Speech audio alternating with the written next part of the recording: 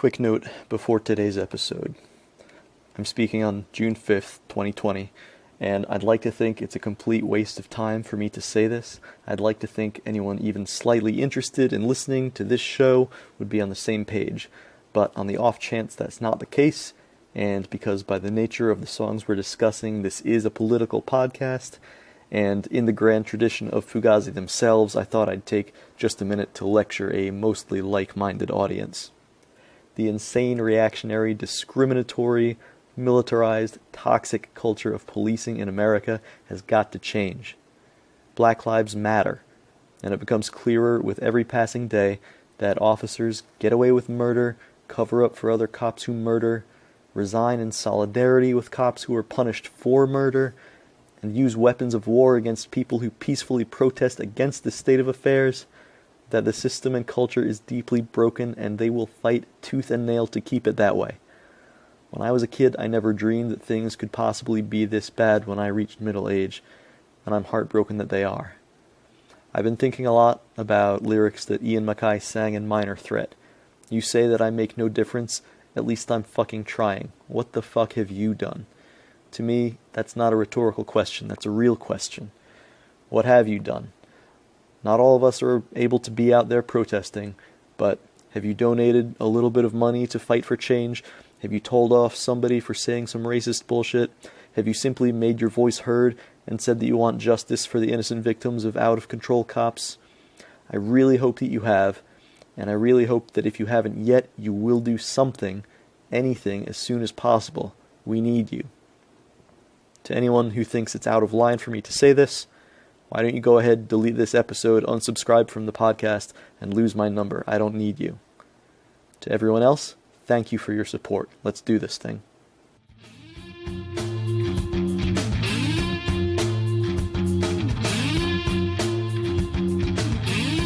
Good evening, ladies and gentlemen. Welcome to the Alphabetical Fugazi, the only podcast that devotes an episode each to discussing every song in the band's catalog, from Fuga A to Fuga Z.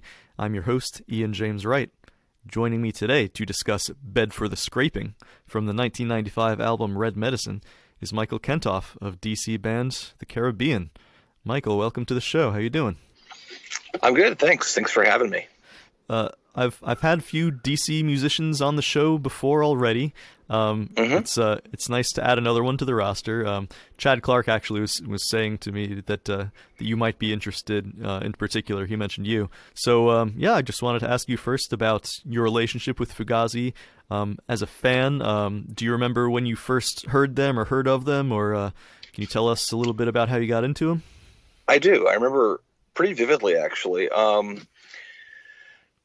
It was probably 1990, I guess. I don't know what year it was, but it was right around the time that 13 Songs came out, and I hadn't heard them. I had read a little blurb about them, and a friend of mine asked me if I wanted to go see Sonic Youth at Citadel Center on Ontario, which is long gone, in Adams Morgan, and Fugazi was opening, and he said that because we kind of had heard of them, and I think my friend was a Minor Threat fan. I didn't know anything, so we went, and not knowing what to expect, and Fugazi just, I had to pick my jaw up off the floor.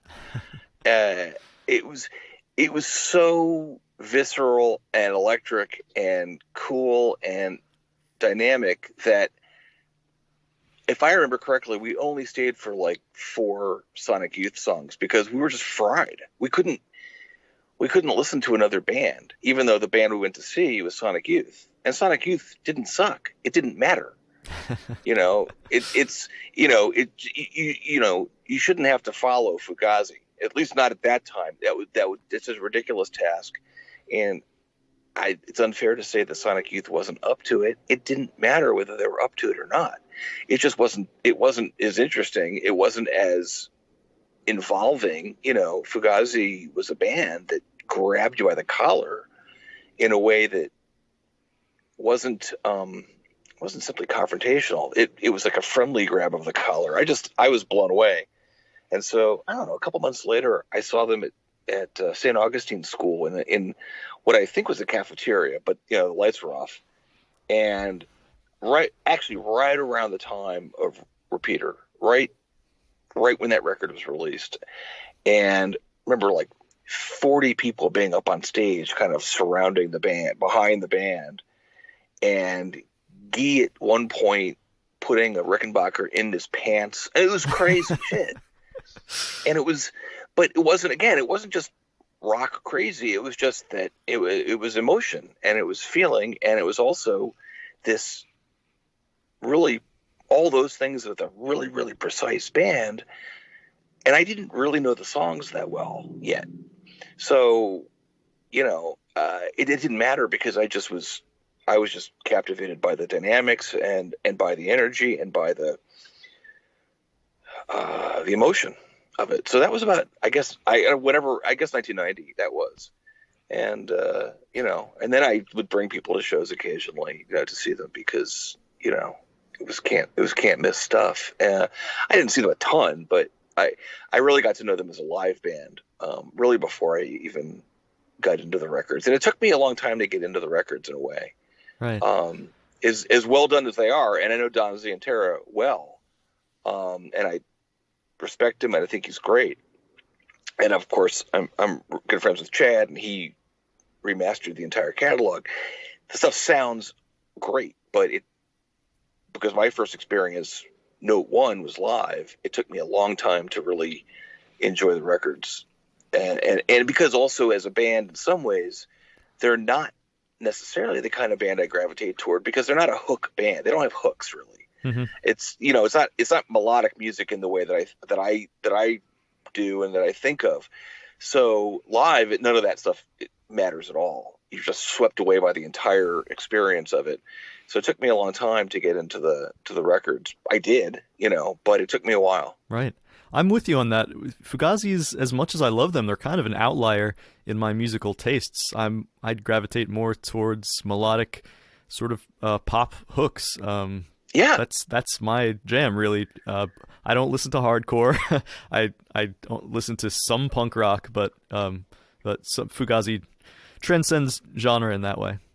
The experience of seeing an opening band that you've never heard of before and have them blow you away, that's a real magical experience. It doesn't happen that often. Like, no. It's happened to me. I remember I saw, back before their first album came out, I saw the Arcade Fire open for the Unicorns, and nobody had ever heard of them. And I remember everyone in the audience being like, "These guys are pretty goddamn good."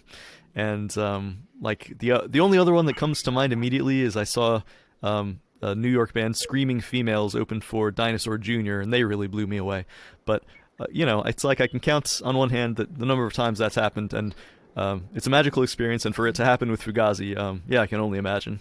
Amazing stuff. Yeah, it doesn't happen much. I had heard of them only because there had been an article in the city paper right before that, and I don't even know if I'd read the article, but I'd seen it, so the name was familiar to me, but that's about it. I didn't really know much. I don't know that I knew much about Discord. And interestingly, I mean, my friendship with Chad is based, obviously we work together, but also is based on a mutual love of a lot of music. And most of the stuff that we bonded over was like XTC, right. and Bjork or whatever. So stuff that has nothing to do in some ways with Fugazi. So yeah, you said it, it's an outlier, which I didn't know that was the case for you, but I obviously have a sympathetic partner in this endeavor. So yeah. They break a lot of, maybe, I don't say they break a lot of my rules, but they don't necessarily fit in easily, but they kind of transcended that because they just, they slap me around in a very friendly, cool way. And I really, I respected that. There are other Discord bands that I really like, but yeah, Fugazi was definitely kind of out of the blue for me. Have you crossed paths with Fugazi or the members after the band went on hiatus, sort of professionally, just as a DC musician? Yes and no. I've run into Ian a couple of times.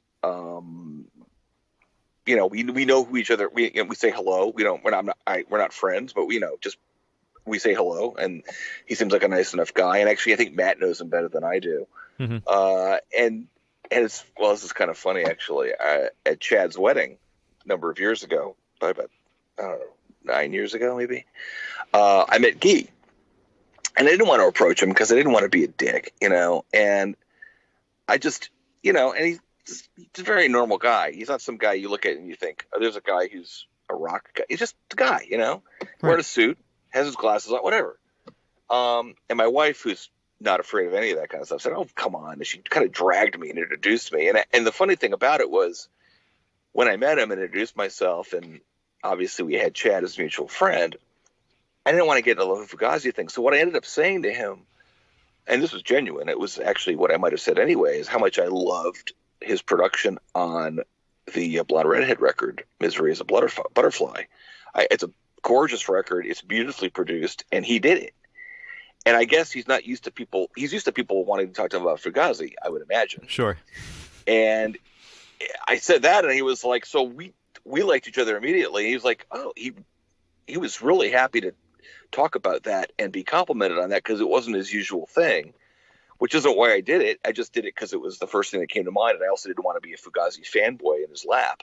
And so we became kind of email friends, and then he toured with Vic Chestnut and said, you should come, and I went, and I, of course, was being shy, I didn't say hello, and then he berated me on email for not saying hello, and then Vic died, and we talked about that a little bit, and he just seemed like a really nice guy. And again, from talking to Chad, apparently he is a really nice guy, but that's my only sort of interaction that I can think of. I don't know if that was as a musician or as somebody in the DC band community. I don't know what it was as, but it's, I mean, they're indirectly a big part of my life. I think the only interaction I really had with him was at Fort Reno. I think not one of the shows they were playing, but he was there, and I did just go up to him and ask him about Fugazi. I guess this is after 2002. Just asked him like what the plans were. He was very gracious and to talk to me a little about. It was sort of. Was this Guy? Yeah, Guy. Yeah. It was sort of painful for them, for things not really to be working out for them to be able to play together at the moment. But yeah, he was very gracious with his time. It was nice to talk to him. He was a very soft-spoken, friendly human being. Nice. Yeah, that's exactly right. And they were both, maybe all of them, they were starting to have families and whatever. Other things were, going on the road for a few months was not really probably a very appealing thing. If it was ever appealing, it certainly wasn't by that point, because you just have other shit to do. But I know, and it's funny because every once in a while I'll go to a show and Ian will be there. And I remember I guess I hung out with him sort of off to the side of the stage at a Wire show at Black Cat.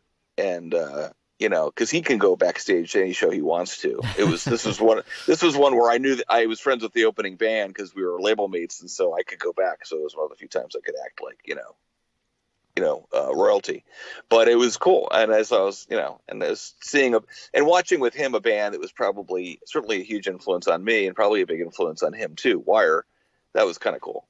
So the song in hand today is Bed for the Scraping, and to introduce it a little, this is, according to data I've scraped from the Fugazi live series archive on Discord.com, it's the most played song from Red Medicine in their live career. About 297 times, but there could be some more because it's an incomplete list. It's in the top 20. It's their 19th most played song overall. Wow! So it's a pretty good live staple. They debuted it on November 20th, 1994, and so this is the song you opted to talk about. So I'd like to give you the first word. Is there anything you'd like to say about this one off the top? Red Medicine's a record that when I first got it, which is right when it came out, probably, I wasn't sure about it. I had some, I can get into that in a second, but this song was immediately captivating, and because of the guitars just hooked me right in. Right. And that was, that's sort of, okay, this song, yep, check, has everything I need.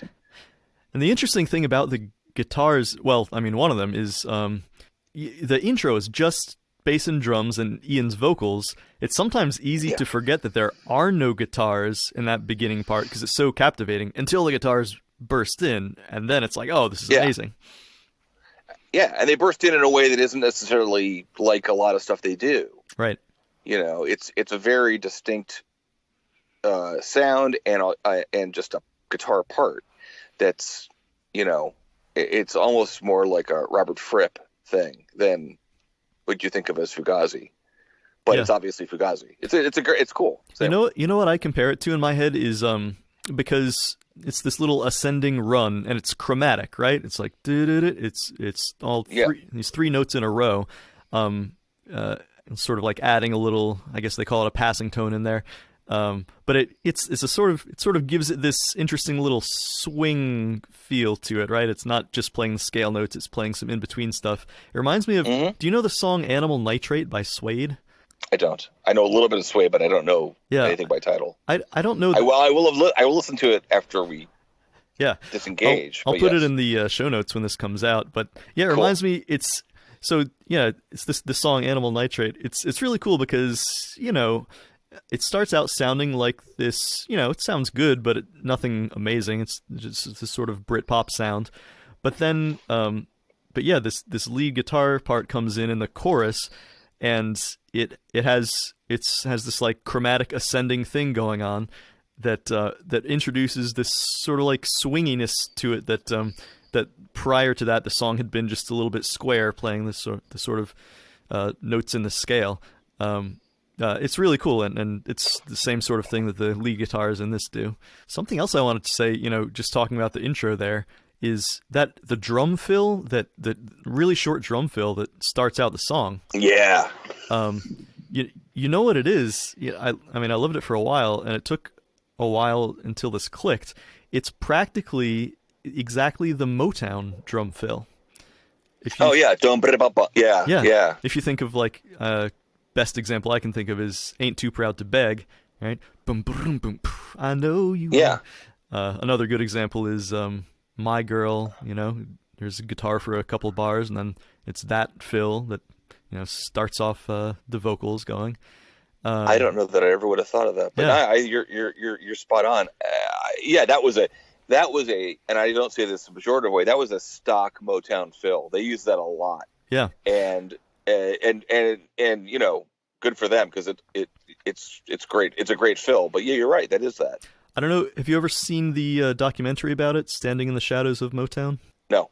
I'll put that in the show notes too. Yeah, it's this. Yes. It's a cool documentary, and they I think the two main drummers back in the day that were Benny Benjamin and Richard Pistol Allen. And I forget. Maybe it's one of the later drummers, but one of the drummers. On the Motown records just sort of took you through it and like showed that fill, and it's like, here's how this guy would have played it, here's this other guy had a kind of different take on it. It's this really cool little section of the documentary. So heads up to music lovers out there. It's a good one to check out.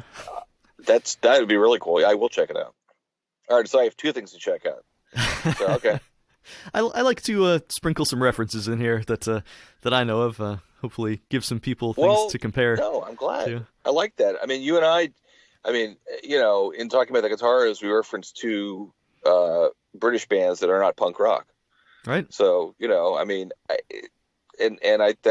cool. It's fun to pick out references that are not immediately obvious or part of the same. You wouldn't think of Motown, you wouldn't think of Suede or King Crimson when you think of Fugazi, and it doesn't mean that they were necessarily directly influenced by those things. Probably not, but that, like all of us, we just collect information in our brains. Yeah. We just collect references. I always say this to friends. Everything's R&D. Everything.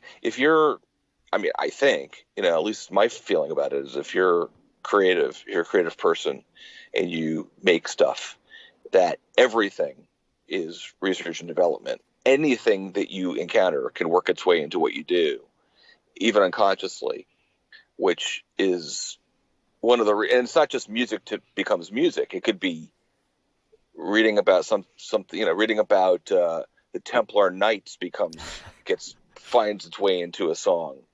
Not just because it's what you happen to be thinking about, or you get some vocabulary that you didn't have before that sounds good in that spot. And it's, it just shows that you accumulate these things and they find their way into other things in unexpected ways that maybe 1 in 100 people even pick up on, but they're there. And maybe the people who made it don't even pick up on it, so it's interesting. Yeah, and to look at that in sort of the opposite direction, probably one of the biggest ways that my musical tastes were formed is, like I would read interviews with artists that I enjoyed, and they would like sort of talk about their musical influences, and I would be like, well, I have to check this out. Right. And it would end up sounding nothing like them, and you'd be disappointed at first, and it was like, this, I was hoping to hear more of this style, but you listen to it more, I guess, because first of all, when I was growing up, of course, there was no internet, so I would just have bought a CD, and it's like, well, I'm stuck with this, I might as well listen to it a few more times, and it sort of grows on you, and you find out, and eventually you sort of learn, you start to see how bits and pieces of these artists snuck into the one that you really admire, and then you sort of start to love them too in their own right. Sure. Yeah. And I mean, absolutely. I've even, gotten into groups, the reverse of that. I guess I listened to them before I knew this, but when I found out that Bob Pollard, Guided by Voices, was a huge fan of Wire and Peter Gabriel era Genesis, both things that I already loved, and it made perfect. Once I heard, I hear that, it turned me on to it. It made me sort of appreciate what he was doing more, taking two things that didn't seem to be compatible and smashing them together, and realizing that if everything's compatible, there's nothing. Everything is potentially compatible, and if you have the will and the ability, you make it compatible. And so, the reverse is also true. And also, if somebody you read about referred to some band and you never heard of them, and you listen to them and you are immediately moved by them, you might have moved on from there, but at least that band was on your radar now. And maybe 4 years, 5 years later, you heard it again and it clicked. It clicked for you. You liked it, and it clicked for you that now I know why that person referred to them. I didn't understand it when I first heard it. So it's, it's all our development and education. It's a lifelong thing. Yes, it's a lifelong thing. All right. So anyway. I wanted to give a shout out to Joe's bass line, of course, starting out of the intro. It's one of those classic Joe Lally bass lines. It's a short one. It's looped over and over again, like the canonical Waiting Room. I think a key is I love how he sort of slides up to the last note, right?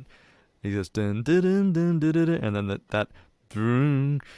that's somehow makes it. I was listening to. I went on YouTube to try to look for bands who did covers of "Bed for the Scraping," and The Refused is a band that apparently does it from time to time.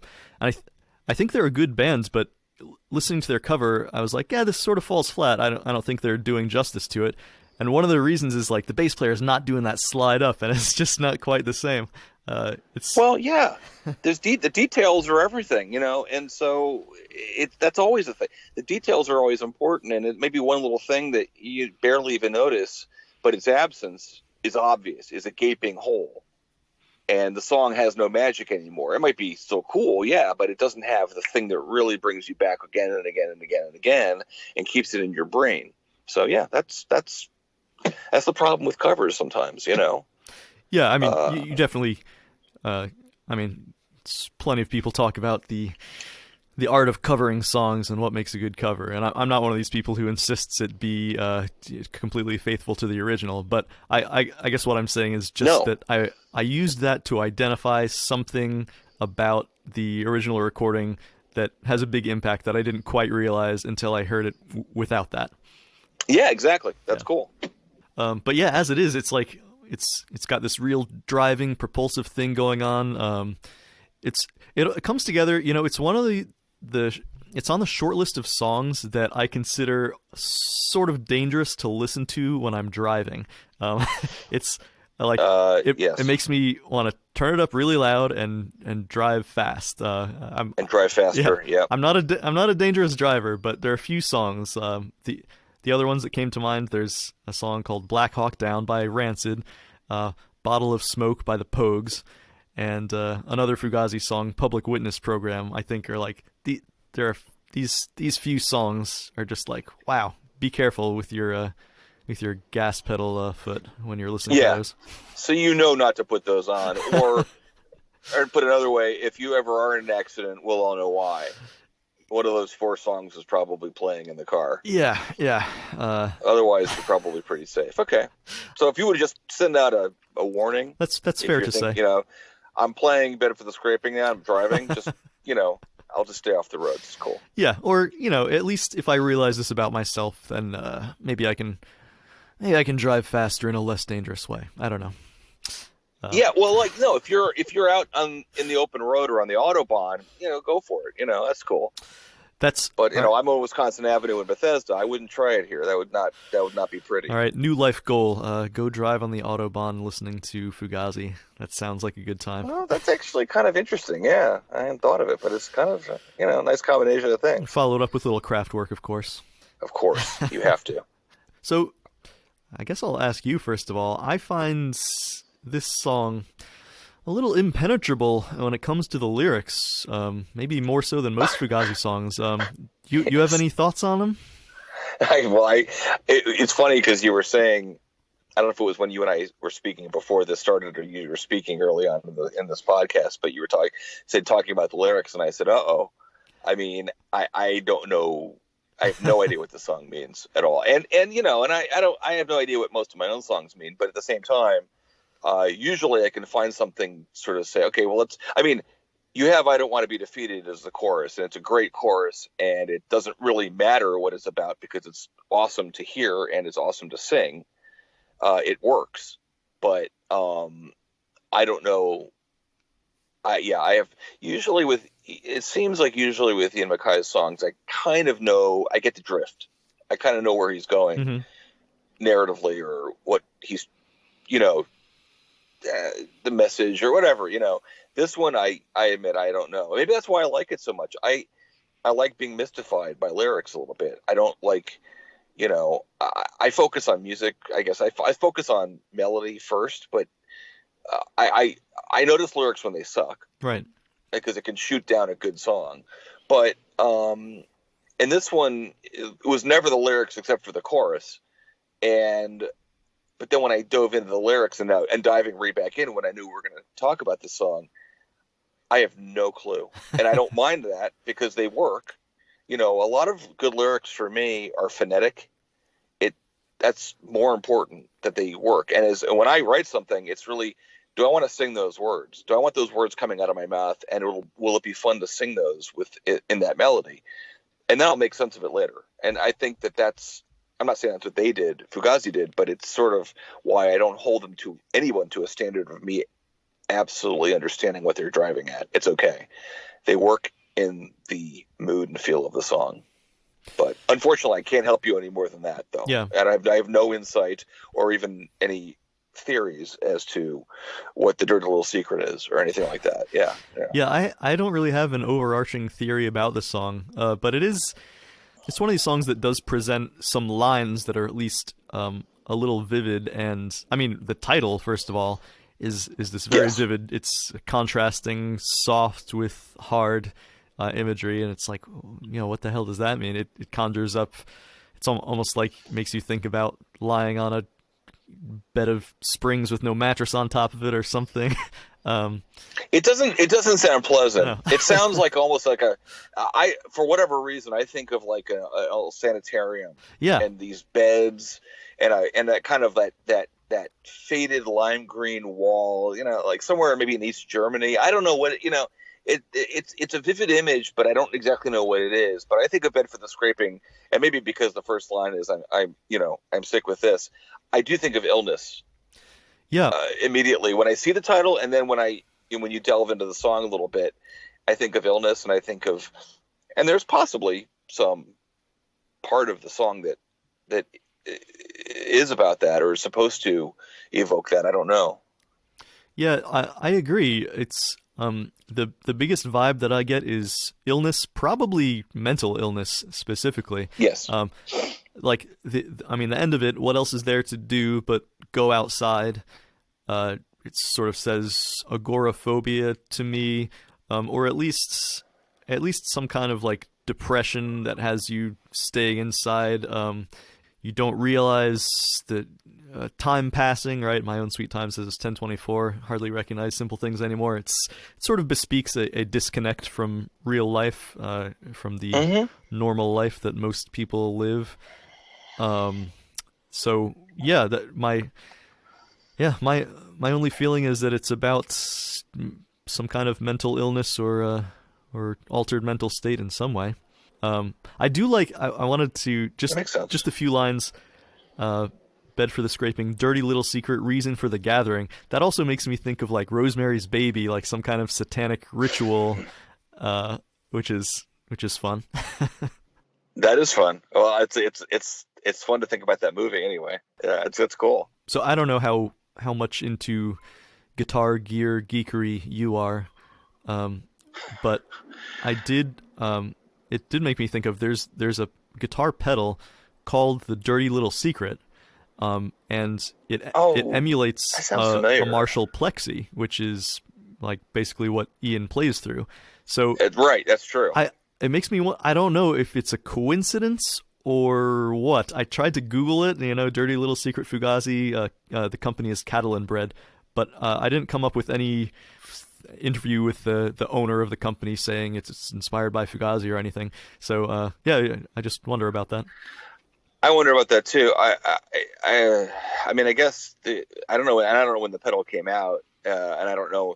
I know nothing about the people who own or run Catalan Bread. I know the company, and I think that Dave, who plays guitar in the Caribbean, has at least one of their pedals. It's great. It's the Canyon Echo. It's insane. It's so good. I don't have any of their stuff, but it'd be interesting to find out, what their background is. In other words, you could probably extrapolate if you knew a little biography and a little timeline. You might be able to extrapolate whether it was or not. The problem is the Dirty Little Secret is such a well-worn phrase. Yeah. That it could mean anything. That's absolutely. Who knows? It's one of these. But interesting. I know. Right? One of these possibilities I like to hold. You're out all about connections. I can see that. You're all about sort of putting the puzzle together. Well, I gotta come up with material for this podcast somehow, right? Well, if the podcast, the idea of the podcast is if you're doing it song by song, in a way you are building a puzzle. That's right. I think it's a natural, extension of that idea to sort of look for. I don't mean in a conspiracy theory way, but look for connections. Right. Because as we said before, a lot of connections are there. They're unconscious, but they're still interesting. They're still worth checking out. They're still worth examining. So yeah, completely. And of course, the lyric "I don't want to be defeated." Fugazi has a history of some great sort of shout along parts where if you can imagine seeing this live, you'd have the whole crowd shouting along with that. And as far as shout alongs go, it's a great lyric for it. Yeah. I don't want to be defeated. It is. It's fantastic. I love it. I love it for that reason. And mostly in Ian's songs anyway, there's that little bit of sort of, it's a very specific thing that he does. I guess it's kind of derived a little bit from the sort of oi music, but it's that shout along thing. And because he doesn't really write in melodies so much, and because a lot of times the guitars and the bass are doing that work.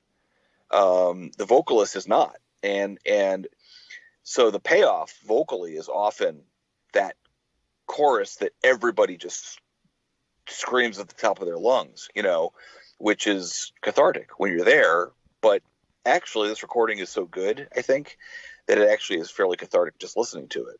I mean, that's one of the things about this, again, Don's guitar and Ian too, because I know that and Guy, because I know that he also do production.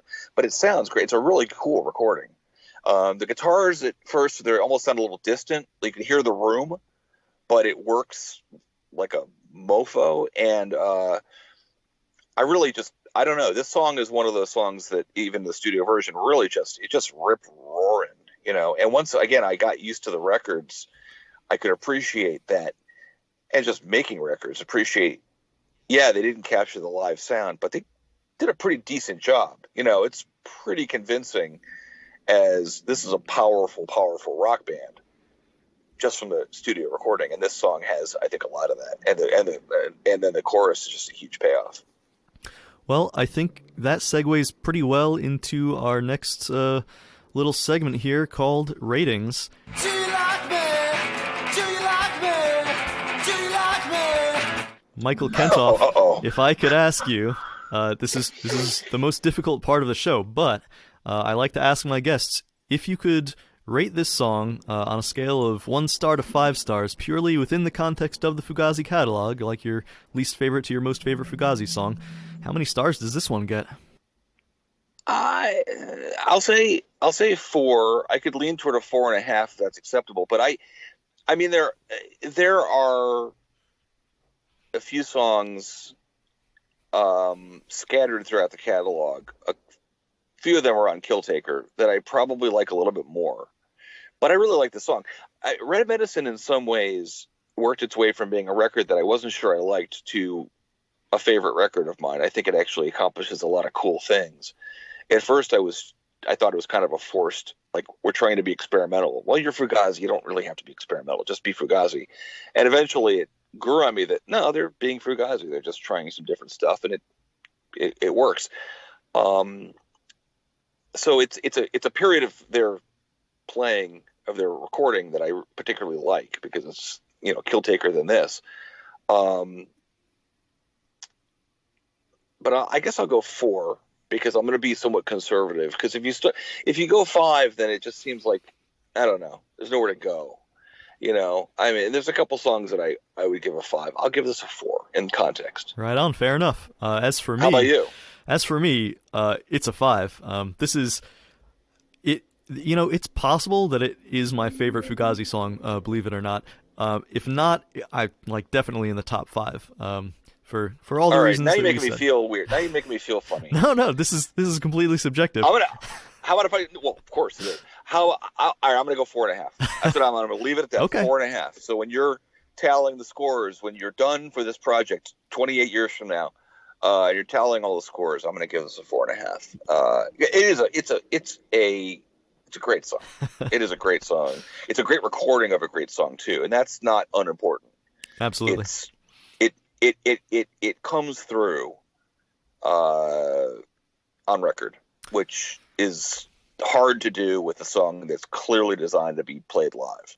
Right, and like a lot of the great Fugazi recordings, it's very faithful to how they sound live. It's you listen to this, you don't hear studio magic at all. You hear just 4 guys, right? It's the song lets parts be bare if there are not enough people to play parts, right? It lets the drums and the bass just take it for the beginning. The guitars kick in, playing that lead line in unison, but there's no extra backing guitars sort of chording along with it. It lets space happen, which is something that the great Fugazi recordings all seem to have in common to me. Yeah. I mean, it's almost the opposite of how I work, but I appreciate it so much. I mean, I can't imagine they didn't just play it live. There is some studio magic, though. Studio magic is getting that to sound like this. In other words, capturing that is no small feat, right? And again, Inner Ear and Don, that's kind of, and Don was doing it. Don was doing that well when he was recording out of his basement. So, he obviously has just the mojo with that kind of stuff. Yeah, absolutely. But, it's self-effacing studio magic, right? If it's done well, yes, you don't really realize it's there, like a good editor of a novel or something. Yeah, or a referee. Yeah, sure. If you know Don, he's nothing if not self-effacing. He's a really nice guy. He's a really, really nice person, and it's just he's a genuine article. He's, in a way, he's not what you expect, because he's just a quiet, guy. He's older. He's super, super, super mellow. I've never seen him I don't think I've ever seen him in anything but t-shirt and shorts, and usually like, flip-flops or something, he's just, but it's one of the reasons he's easy to work with, because he's just, he's got a nice sort of baritone voice. He's very calming. And I don't know. He's a great guy. I think he would be fun to have on the show, because he's got a lot of ideas and he's got a lot of interesting experiences. Was he at Chad's wedding? And if so, t-shirt and shorts? Gosh, he must have been, but I knew a lot of people at the wedding, so I don't know. Chad could answer that better than I. We need to see some photo evidence of this event. If he was there, I'm gonna give him the benefit of the doubt that he wasn't in t-shirt and shorts. I feel like if I'm at something and Chad's wearing a jacket and tie, really, that's highly unusual. So I can't imagine that, I have to think that Don, if you were there, would have been. I mean, was wearing a suit or something, or wore a jacket and tie. I don't know. I don't know. I don't remember, though. I don't remember. I have fleeting memories of meeting Chad's brother and his dad and stepmom and Guy and hanging out with a few other people that I was hanging out with. But everything else is fuzzy. All right. I did not get drunk, so I don't know why it's fuzzy, but it's just fuzzy. You're acting like I'm gonna bring this all up in court at some point, right? Your memories of Chad's wedding, your rating of Bed for the Scraping. I'm really gonna hold your feet to the fire, and this evidence will be used against you. I don't recollect. You can talk to your lawyer. It's okay. Well, yeah. I'll consult with counsel, and I'll get back to you. Let me give you a chance to do some plugs. Where can listeners reach out to you, get in contact with you, learn about your band? Do you have any upcoming events, say in 2020, that you'd like listeners to know about? We are CaribbeanisAband.com. I think that's still the page for us. It's like blog setup, so I'm not good about following that stuff. Matt's awesome at that, and I kind of butt out. And working on new stuff. It's weird now, because I don't know that it's even appropriate to say that you're working on a new record, because you can just work on stuff. That's true. Because you can put it out in whatever form you want to. And it's not to say that I wouldn't want to put out something as a record, but I don't think as much on those terms now. But that's, we're the Caribbean is on iTunes, we're on Spotify, we're on Bandcamp, we're everywhere. We're ubiquitous. Quietly ubiquitous. That's good. Quietly ubiquitous. Good name for an album at some point, I think. Yeah, that's true. Well, if we're struggling for a name, I'll give you the credit. Hey, I'd be glad to have it. Well, okay, cool. As for me, listeners can always reach me at fugaziA2Z@gmail.com. And we have the Facebook group, the Alphabetical Fugazi, where you can discuss this episode, talk about your thoughts about Bed for the Scraping. What do you think? 4.5 stars? Ridiculously low rating? Let us know. And otherwise, I hope you'll all join me for the next episode, when we will be discussing Birthday Pony. Until then, keep your eyes open.